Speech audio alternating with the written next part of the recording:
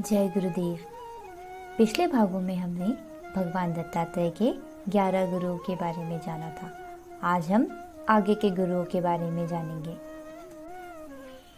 भौरा या मधुमक्खी। राजन, जिस प्रकार भौरा विभिन्न पुष्पों से, चाहे वे छोटे हो या बड़े, उनका सार संग्रह करता है, वैसे ही बुद्धिमान पुरुष को चाहिए कि छोटे बड़े सभी शास्त्रों से उनका सार, उनका रस निचोड़ ले। राजन, मैंने मधुमक्खी से यह शिक्षा ग्रहण की है कि सन्यासी को सायकाल अथवा दूसरे दिन के लिए भिक्षा संग्रह नहीं करना चाहिए। भिक्षा का कोई पात्र हो तो केवल हाथ, और रखने के लिए कोई बर्तन हो तो पेट। यदि वह संग्रह करेगा तो मधुमक्खियों के समान अपने संग्रह के साथ ही जीवन भी गंवा बैठेगा। हाथी। राजन, जिस प्रकार हाथी पकड़ने वाले तिनकों से ढके हुए गड्ढे पर कागज की हाथीनी खड़ी कर देते हैं, उसे देखकर हाथी वहां आता है और गड्ढे में गिरकर फंस जाता है। इसलिए विवेकी मनुष्य हर किसी विपरीत लिंग वाले मनुष्य को भोग्य रूप से स्वीकार न करे, क्योंकि यह उसकी मूर्तिमती मृत्यु है। शहद निकालने वाला। राजन, मैंने शहद निकालने वाले से यह शिक्षा ली है कि जैसे शहद निकालने वाला मधुमक्खियों द्वारा संचित शहद को उनके खाने से पहले निकाल ले जाता है, वैसे ही संसार के लोभी पुरुष बड़ी कठिनाई से धन का संचय तो करते रहते हैं, किंतु वह संचित धन न किसी को दान करते हैं और न स्वयं उसका उपभोग करते हैं। उसका उपभोग तो कोई और ही करता है।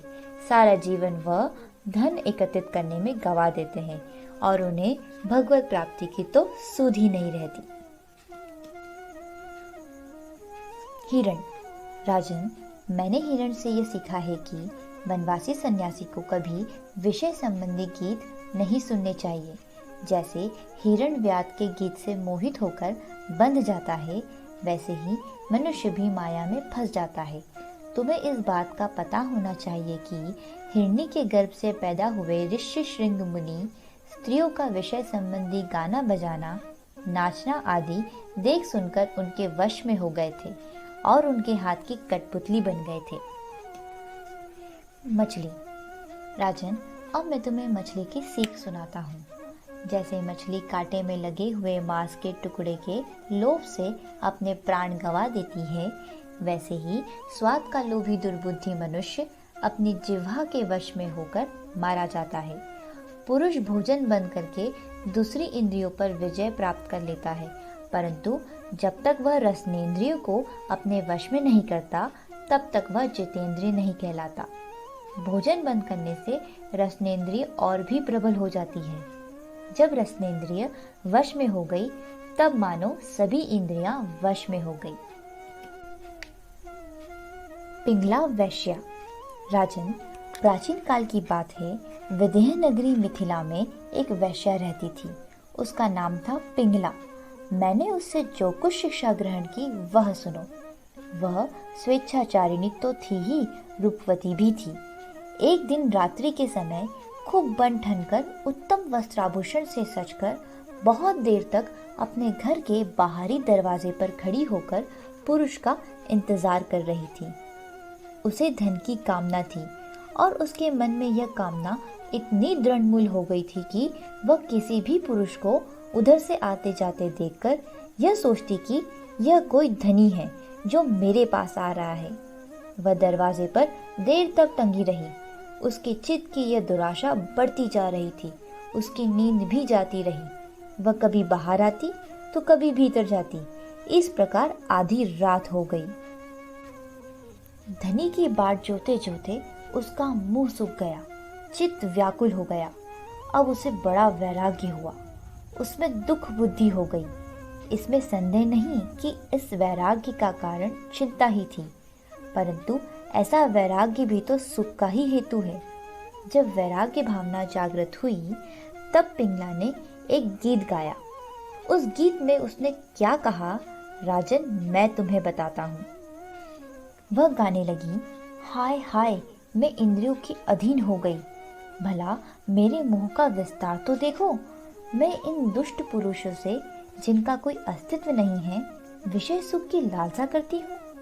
मेरे निकट से निकट हृदय में ही मेरे सच्चे स्वामी भगवान विराजमान हैं। वे वास्तविक प्रेम, सुख और परमार्थ का सच्चा धन भी देने वाले हैं। हाय, मैंने उनको तो छोड़ दिया और उन तुच्छ मनुष्यों का सेवन किया जो मेरी एक भी कामना पूरी नहीं कर सकते।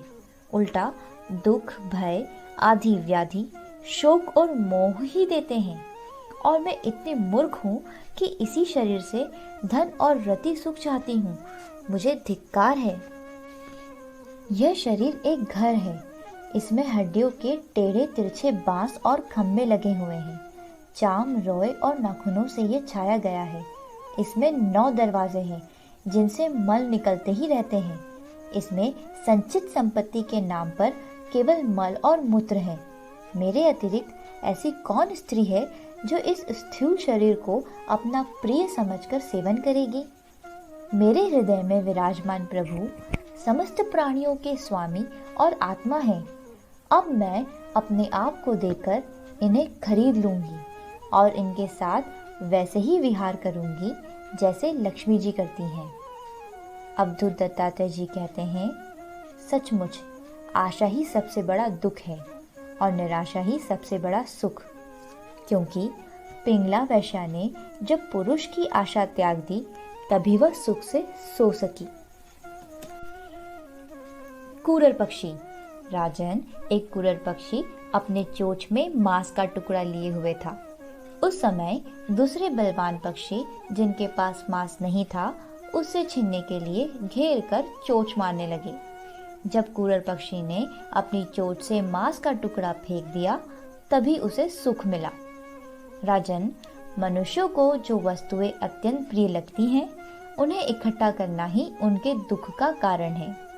जो बुद्धिमान पुरुष यह बात समझकर अकिंचन भाव से रहता है, शरीर की तो बात ही अलग, मन से भी किसी वस्तु का संग्रह नहीं करता, उसे अनंत सुख स्वरूप परमात्मा की प्राप्ति होती है। भगवान दत्तात्रेय के आगे के गुरुओं के बारे में हम जानेंगे अगले भाग में। जय गुरुदेव।